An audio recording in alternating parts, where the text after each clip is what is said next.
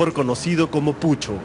En marzo del 2008, en el cruce de las avenidas 28 de Julio y Petituars en el centro de Lima, varios hombres armados asesinaron a Wilson Pedro Matías Ugarte, alias Pedrito, líder de la banda Los Malditos de Castilla. Les dispararon a matar. El auto recibió al menos 25 balazos. Varios de ellos impactaron en Pedro Mesías Ugarte, de 22 años, y su amiga Marjorie Nicole Salas Fonseca, de 15. La policía inició las investigaciones sobre este violento asesinato. Según fuentes policiales, las víctimas tenían todas sus pertenencias completas. No les robaron nada. No se descarta que se trate de un ajuste de cuentas. Jorge Salas Arméstar, alias Pucho, conducía el auto en el que viajaba Pedrito y la adolescente, pero la noche del homicidio escapó herido de la escena del crimen. Inmediatamente se convirtió en el principal sospechoso del asesinato y en el más buscado por la policía, pero siempre se las arreglaba para huir.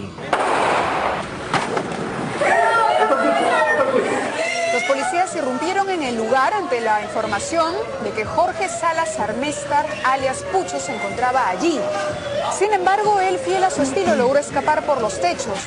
Pucho y Pedrito encabezaban la banda criminal denominada Los Malditos de Castilla, que se disputaba la supremacía en el Callao con los feroces de Loreto por el cobro de cupos a las empresas constructoras para supuestamente darles seguridad para el normal desarrollo de sus obras.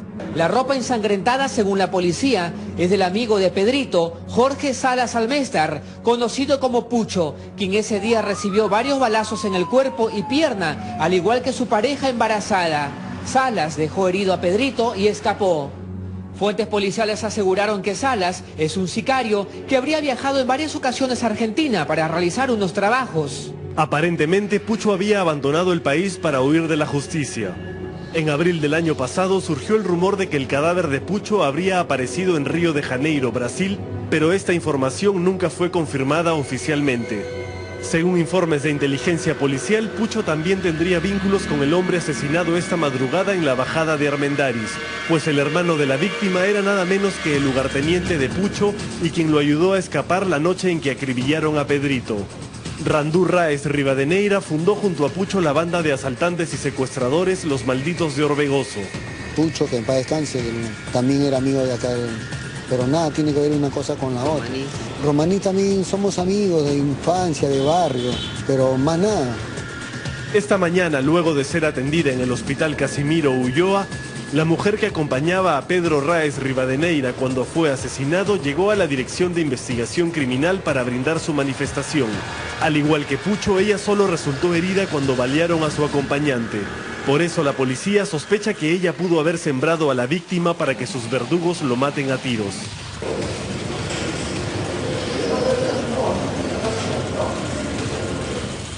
En el auto que conducía la víctima, los peritos de criminalística encontraron una pistola calibre 38 que fue recogida para su posterior análisis. Los antecedentes de Pedro Raez Rivadeneira, sus vínculos con avesados delincuentes y la forma como fue asesinado hacen suponer a los investigadores que se trata de un ajuste de cuentas entre bandas criminales. Según información de inteligencia, los secuaces de la víctima se están armando incluso con granadas de guerra para cobrar venganza por la muerte de Pedro Raez Rivadeneira. El asesinato de anoche podría convertirse en el detonante de una guerra entre bandas criminales en las calles de la capital.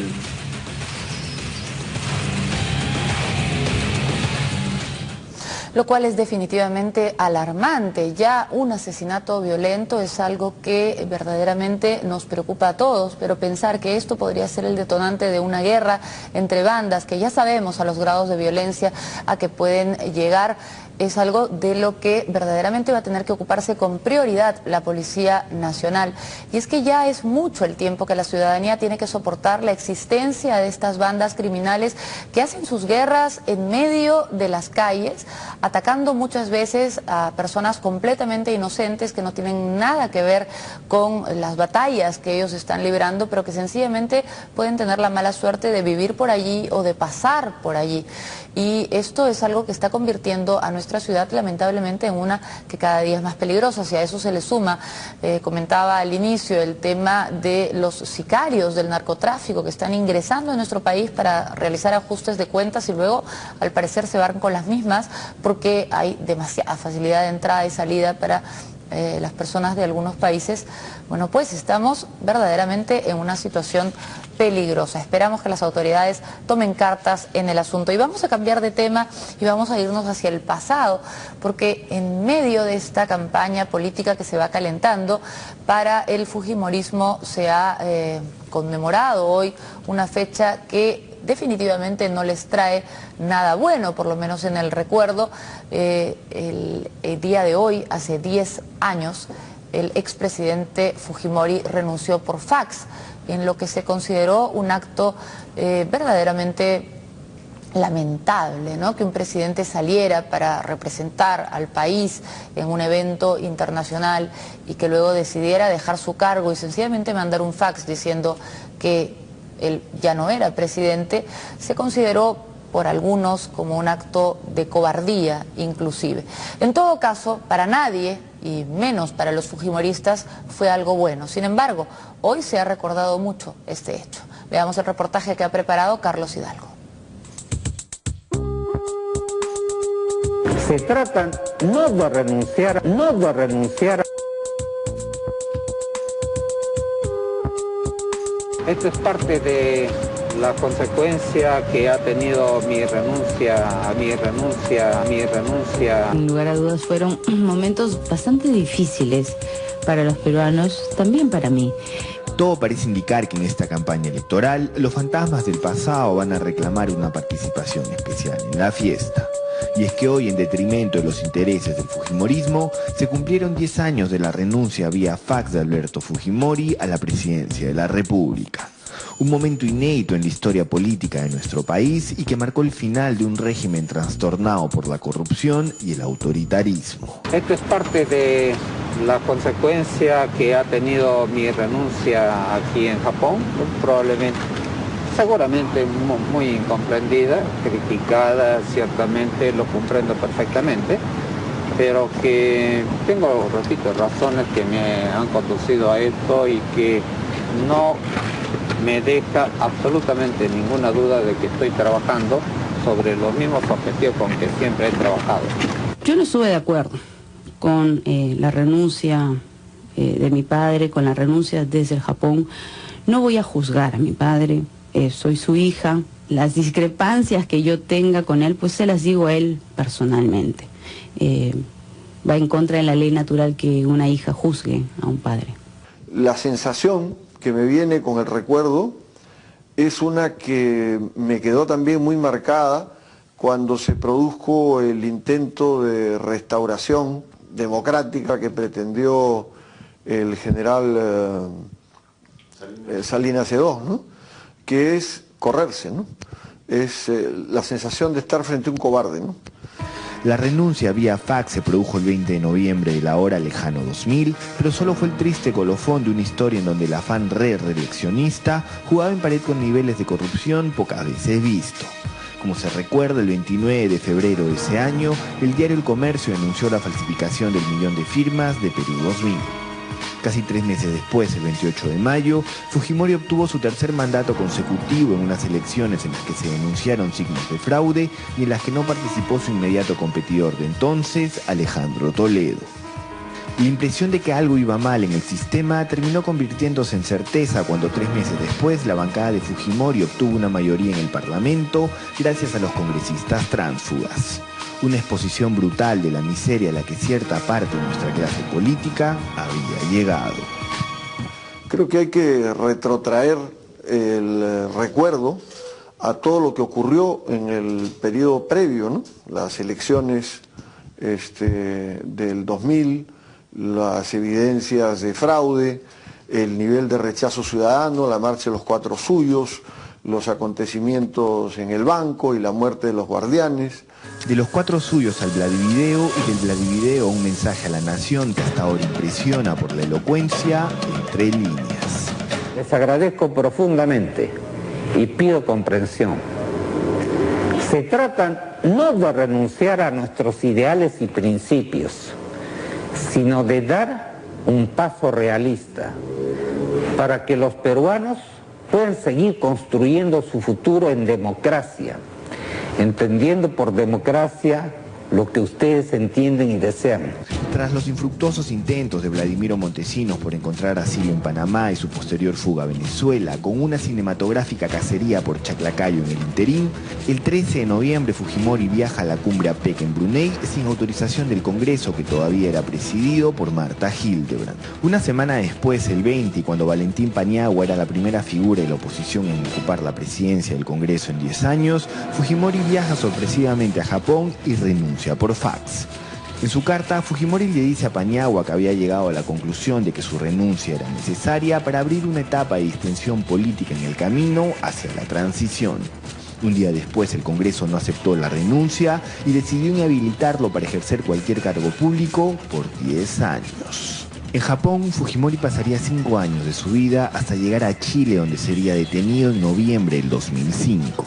Un año y medio después, en julio del 2007, pretendería infructuosamente ocupar un escaño en el Senado japonés. Alberto Fujimori decide renunciar allá. En Brunei y en su viaje de Brunei a Tokio, él evalúa la posibilidad de renunciar porque sucedió algo en medio de su viaje que no había sucedido antes, y es la caída de Marta Hildebrand como presidente del Congreso y el cambio de correlación de fuerzas en el Congreso. Pero nadie se ha preguntado algo muy simple. ¿Cómo, si el fujimorismo era mayoría, y todos sabemos que era mayoría, se tumban a Marta Hildebrand? La pregunta es, ¿quién se tumba entonces a Marta Hildebrand y genera este punto de quiebre en el gobierno de Fujimori? Y eso tiene una respuesta bien simple: la bancada de Montesinos. Fue premeditada, es algo que está probado históricamente. Fujimori se fue con un cargamento de cosas, tanto de recursos como de material informativo, preparó una gira dando vueltas hacia el supuesto destino, que en mi opinión tiene que haber tenido relación con dónde dejaba los recursos que se estaba llevando. Si se hubiera mantenido sólida la mayoría de Fujimori, jamás hubiera vacado Marta Hildebrand y quizás Fujimori no hubiera renunciado, por lo menos de esa manera, ¿no? La situación venía difícil, pero Fujimori se da cuenta que hay un cambio de correlación de fuerzas en el Congreso y dice un ratito: yo no voy a ir porque ahí lo que había preparado entre la oposición y, qué curioso, la bancada de Montesinos era una emboscada. Estaban preparando la vacancia, estaban preparando la incapacidad moral y estaban preparando la cárcel para Fujimori. El más grave error de Alberto Fujimori es haber mantenido a Vladimiro Montesinos a su lado. ¿Pero él lo reconoce así? Sí, él lo reconoce, y yo recuerdo que estando en Japón en varias oportunidades, él lo ha mencionado a través de sus entrevistas cuando daba en la hora del chino, el programa radial. Hoy, como decimos, los fantasmas del pasado vuelven a rondar en torno a la tienda fujimorista y a los intereses de su lideresa, Keiko Fujimori. En una semana cargada por su reciente bajón en las encuestas, Keiko ha tenido que afrontar como candidata quizás su primer encontrón con algunos hechos sucedidos durante el gobierno de su padre. Ella, en una estrategia que al parecer mantendrá durante toda la campaña, deslindó cualquier tipo de aprobación a lo ocurrido entonces. Yo soy crítica de mi padre y trato de ser objetiva, ¿no? Obviamente una hija quiere mucho a su padre y a su madre, pero dentro de ese sentimiento que uno tiene, obviamente al ser política y al ser presidenta de Fuerza 2011, pues tengo posiciones discrepantes. Y yo considero importante que al inicio o al comenzar esta precandidatura era importante señalar los errores que ha cometido mi padre. Yo he criticado y he dicho que los actos de corrupción dentro del gobierno de Alberto Fujimori no pueden volver a pasar. A 10 años del fax japonés, el fujimorismo es una alternativa con opciones más que serias al 2011. Los factores de su aprobación en ciertos sectores de la población, más allá de la estela de corrupción que dejó el gobierno de Fujimori, quizás sean más que obvias. Uno es un fenómeno que ocurre en el mundo: los gobiernos que frenan hiperinflaciones, como la brutal hiperinflación que dejó Alan García, son mantenidos en la memoria de sectores de la población por la seguridad que les da el haber detenido ese proceso que generaba una inseguridad familiar absoluta. Y dos, creo que está el fenómeno del éxito que tuvo el equipo de inteligencia que dirigido por Quetín Vidal, no por el gobierno, capturó a Abimael Guzmán y enfrentó el tema de Sendero. Leía en las redes sociales, en el Twitter, celebramos, ¿no?, 10 años de la caída de Fujimori. Un ratito. Detrás de esto hay una historia que se va a contar tarde o temprano. Y espero, y no va a ser así en época electoral, porque no hay la objetividad necesaria. Yo creo que cuando esto sea visto por los ojos de la historia, vas a descubrir muchas cosas que hay gente que no le interesa que se conozca. Le alcanzará que